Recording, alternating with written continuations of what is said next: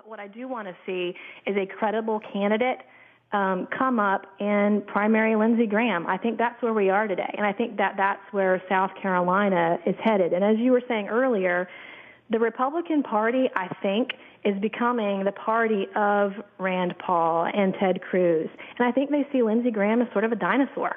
Well, Lindsey Graham is, look, I've known Lindsey for a long time, and he's, he's a nice person. It's just not personal with Lindsey. And we joke around, we see each other because I'm always, teasing him about something or disagreeing with him about something.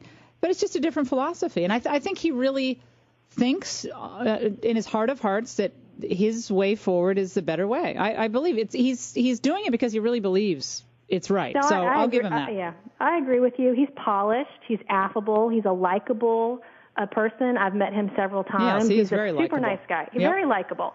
And but I think, with some of the positions he takes, they're not the more judicial point of view.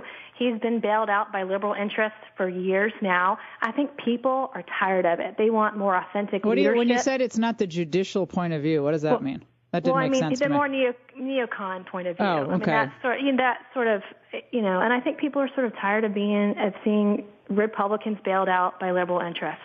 And what liberal interests is he bailed out by? Well, let's take a look at, in 2009, I think he supported John Kerry's energy tax, and he was the only Republican in Congress to do that. And that was, I think, supported by the Republicans for Environmental Protection. Mm-hmm. They were bankrolled by the Tide Foundation, which was George Soros. Those kinds of examples. And if you look at the immigration, the business leaders that came out yesterday after Numbers USA launched their ads against Lindsey Graham and his position last weekend, and this is a group tied to Bloomberg, who was a former Democrat. Now he's an independent. Is it any surprise to anybody in South Carolina that these folks are supporting and backing Lindsey Graham? It's not. I don't think anyone's surprised by that. Does South Carolina think that Sotomayor and Kagan should be on the Supreme Court? I don't think that they do. I don't think that they support amnesty. I don't think that they would support an increases in taxes. I don't think they think that's okay. And that's sort of where he is. But Nancy, if not you, if it's you to run against Lindsey Graham, and I would agree, if the old saying, if you want to kill the king, you better kill the king.